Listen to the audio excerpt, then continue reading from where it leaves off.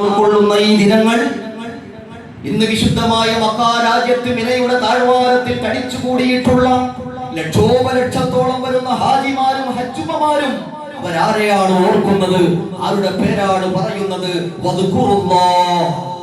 അള്ളാഹുവിന്റെ പേര് നിങ്ങൾ ഓർക്കണേ. പ്രപഞ്ചത്തെ പടച്ച അള്ളാഹുവിനെ കുറിച്ച് നിങ്ങൾ ആലോചിക്കണേ. നിങ്ങളുടെ നാവുകൾ വിളിച്ചു പറയട്ടെ, അല്ലാഹു അക്ബർ. അല്ലാഹുവേ, നീ തന്നെയാണ് വലിയവൻ, നിന്നിലേക്കാൾ വലിയവനായിട്ട് ലോകത്തില്ല. രാജാക്കന്മാരുടെ രാജാവാണ് നീ, സാമ്രാജ്യങ്ങളുടെ അധിപനാണ് നീ, ലോകത്തിന്റെ സൃഷ്ടാവാണ് നീ, എല്ലാം സൃഷ്ടിക്കുന്നതും സംഹരിക്കുന്നതും നീ തന്നെയാണ്. അല്ലാഹു അക്ബർ. വിശുദ്ധമായ ഖുർആൻ ഓർമ്മപ്പെടുത്തുകയാണ്, അല്ലാഹുവിനെ കുറിച്ച് ഇങ്ങനെ പറഞ്ഞോ, അല്ലാഹുവിന്റെ ദിക്ർ പറഞ്ഞോ. തക്ബീറുകൾ ഉയരെ ഉയരെ കേൾക്കട്ടെ. കൽബകങ്ങളിൽ നിന്ന്, വിശ്വാസിയുടെ നെഞ്ചകങ്ങളിൽ നിന്ന് ലോകം കേൾക്കട്ടെ അല്ലാഹു അക്ബറിന്റെ മനോഹരമായ ശബ്ദം.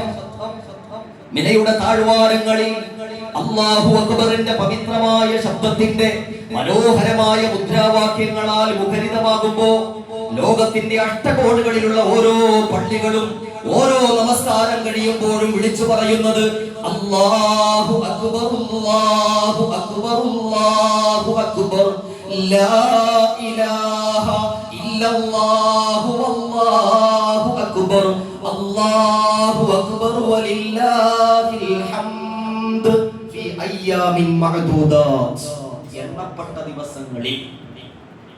ഏതാണ് ഈ എണ്ണപ്പെട്ട ദിവസങ്ങൾ? അറഫയുടെ പ്രഭാതം മുതൽ നമ്മൾ തുടങ്ങി.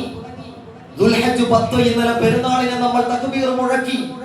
ഇന്ന് ദുൽഹജ്ജ് 11 മിനയുടെ ദിനം, മിന താഴ്വാരത്തിന്റെ ദിനം. ഇന്നും തക്ബീറില്ല. ഇനി ദുൽഹജ്ജ് 12നും തക്ബീറിലാണ് നമ്മൾ. ദുൽഹജ്ജ് 13ന്റെ അസർ വരെയും തക്ബീറിലാണ് നമ്മൾ. ഫി അയ്യാമിൻ മഅദൂദാത്ത് വദ്കുറുല്ലാഹ്. അല്ലാഹുവിന്റെ നാമം ഉറക്കെ പറഞ്ഞോ. ദുൽഹജ്ജ് 13ന്റെ അസർ വരെ നോക്കൂ. അല്ലാഹുവിന്റെ ഒരു തീരുമാനം. മിനയുടെ താഴ്വാരങ്ങളിൽ ഹാജിമാര് ഹജ്ജുമ്മമാര് ലക്ഷത്തിലധികം, എത്രയോ ലക്ഷങ്ങൾ തടിച്ചുകൂടിയിട്ട് പടച്ചവന്റെ നാമം പറയുമ്പോ ആ ഹാജിമാരെ നാം അനുധാവനം ചെയ്യുകയാണ്. ആ മിനയുടെ ഓർമ്മകൾ ഒരു സ്വപ്നം പോലെ നമ്മിലേക്ക് കടന്നു വരികയാണ്. വിശ്വലായിട്ട് മിനയുടെ താഴ്വാരങ്ങളിൽ ടെന്റുകളിൽ തടിച്ചുകൂടിയ ഹാജിമാരെ നമ്മൾ കാണുകയാണ്. ചാനലുകളിലൂടെ അവർ വിളിച്ചു പറയുന്ന അല്ലാഹു അക്ബർ അത് നമ്മൾ കേൾക്കുകയാണ്. ആ സൗന്ദര്യത്തെ ആവോളം ഹൃദയങ്ങൾ കൊണ്ട് ആസ്വദിച്ചിട്ടാണ് പരിശുദ്ധമായ ജുമുഅയിലേക്ക് പള്ളിയിലേക്ക് ജുമുഅയ്ക്ക് വേണ്ടി നമ്മൾ വന്നത്. അസറിനും മഗ്രിബിനും ഇശാഇനും സുബ്ഹിക്കുമൊക്കെ ആ ഒരു ചിന്തയോടെയാണ് നമ്മൾ പള്ളിയിൽ വരുന്നത്. ആ പള്ളിയിൽ നമസ്കാരം കഴിഞ്ഞിട്ട് ഈ തക്ബീർ ദുൽഹജ്ജിന്റെ 13 വരെ പറയുമ്പോൾ സമരാത്മകമായ ഒരു ഐക്യദാർഢ്യം ആ ഹാജിമാരോട് നാം പ്രഖ്യാപിക്കുകയാണ്. മിനയിൽ മുഴക്കുന്ന അല്ലാഹു അക്ബർ. ഇവിടെ കേരളത്തിൽ, ഇന്ത്യ രാജ്യത്ത്, കേരളത്തിന്റെ മണ്ണിൽ കടത്തൂരിന്റെ പള്ളിയുടെ ഉള്ളിലിരുന്നു കൊണ്ട് അല്ലാഹുവിന്റെ നാമം ആദരവോടെ നാം വിളിച്ചു പറയുകയാണ്. കഅബയും കടപ്പൂരും തമ്മിൽ ഒന്നിക്കുന്ന, മക്കയും കേരളവും ഇന്ത്യ രാജ്യവും തമ്മിൽ സംഗമിക്കുന്ന ലക്ഷോപലക്ഷം വരുന്ന ഹാജിമാരും ലോകത്തിന്റെ അഷ്ടകോണുകളിൽ അധിവസിക്കുന്ന കോടാനകോടി ജനങ്ങളുടെയും മനസ്സുകൾ ഒരേ മന്ത്രവുമായി ലയിക്കുന്ന അഭൂതപൂർവമായ ദൃശ്യവിരുന്നാണ് വിശുദ്ധമായ മിനയും ലോകത്ത് മനുഷ്യൻ മുഴക്കുന്ന തക്ബീറുകളും. അല്ലാഹു ഉൾക്കൊള്ളാൻ തൗഫീഖ് നൽകുമാറാവട്ടെ. ആയത്ത് പറഞ്ഞിട്ട് അവസാനം അല്ലാഹു പറയുന്നുണ്ട്,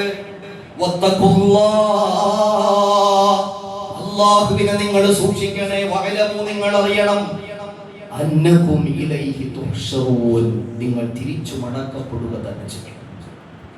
അല്ലാഹു നല്ല ആത്മീയ ബോധ്യം നൽകി നമ്മെ അനുഗ്രഹിക്കട്ടെ. ഇൻഷാ അല്ലാഹ് ഇവിടെ നിന്നൊന്ന് നിയ്യത്ത് ചെയ്തു അല്ലാഹു കബൂലാക്കട്ടെ.